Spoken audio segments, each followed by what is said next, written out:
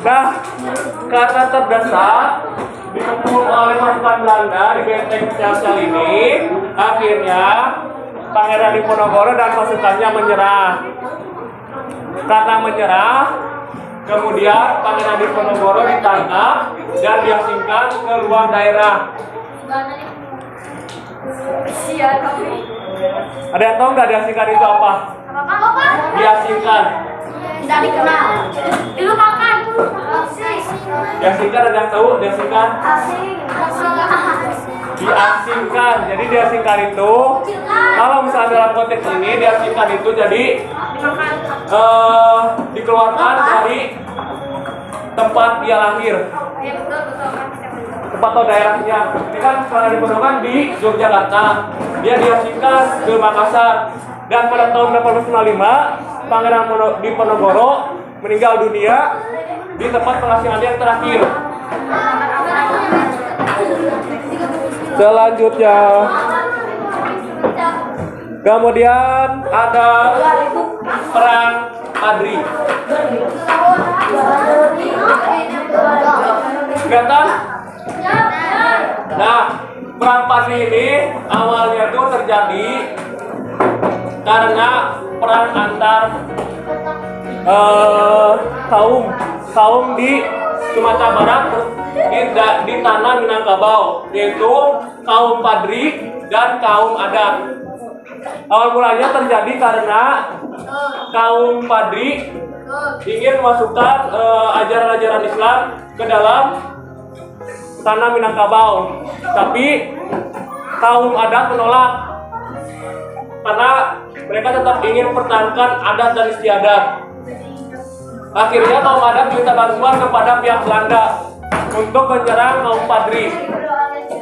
Nah, karena meminta bantuan ini, akhirnya Belanda itu menginginkan sesuatu yang awalnya cuma membantu, akhirnya ada ingin sesuatu itu, yaitu pengen tanah Minangkabau itu menjadi daerah kekuasaan Belanda. Akhirnya terjadilah perang Padri yang awalnya ke daerah, akhirnya menjadi perang antara rakyat Indonesia melawan Belanda. Nah, perang ini dipimpin oleh Tuanku Imam Bonjol. Kalau kalian tahu di uang 5.000 yang dulu, Ya tahu. kan? Nah, yang itu. Nah, perang ini menggunakan strategi gerilya. Strategi gerilya itu strategi yang digunakan. Strategi digunakan, cara menggunakannya itu jadi menyerang secara diam-diam. Sebutnya strategi gerilya. Nah, yang perang ini terjadi pada 1863 sampai 1837. Berapa tahun? Berapa tahun? Berapa tahun? 34 tahun. 34 tahun. Perang ini terjadi sama 34 tahun. Selama 34 tahun itu terus terjadi peperangan antara pihak Belanda dengan pasukan Tuanku Imam Bonjol. Nah, pada tanggal 25 Oktober 1837, Tuanku Imam Bonjol ditangkap oleh pihak Belanda. Sama seperti Pangeran Diponegoro, akhirnya dia diasingkan. Diasingkannya itu pertama ke Cianjur, kemudian dipindahkan lagi ke Ambon, dan terakhir dipindahkan ke Manado. Beliau wafat pada tahun 1864. Dimakamkan di kota Manado. Lanjut.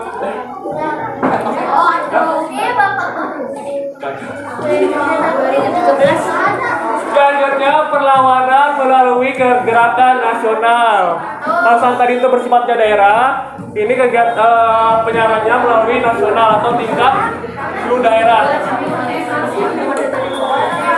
Nah, yang pertama, kaum terpelajar menyadari punya persatuan untuk melawan penjajah.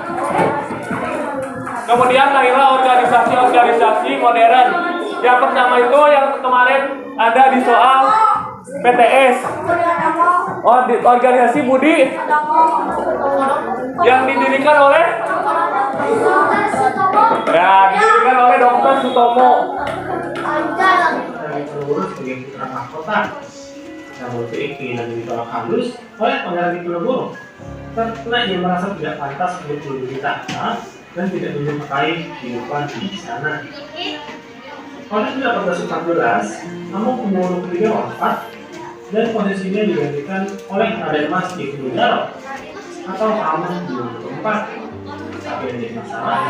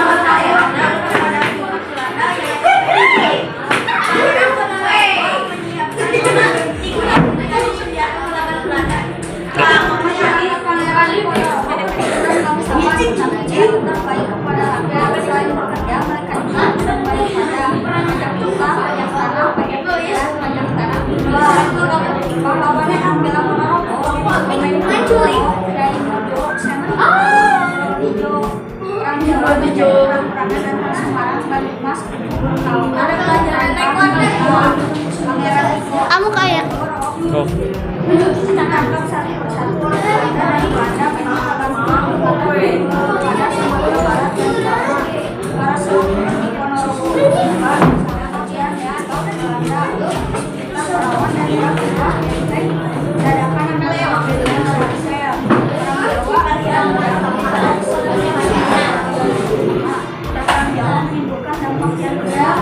Tidak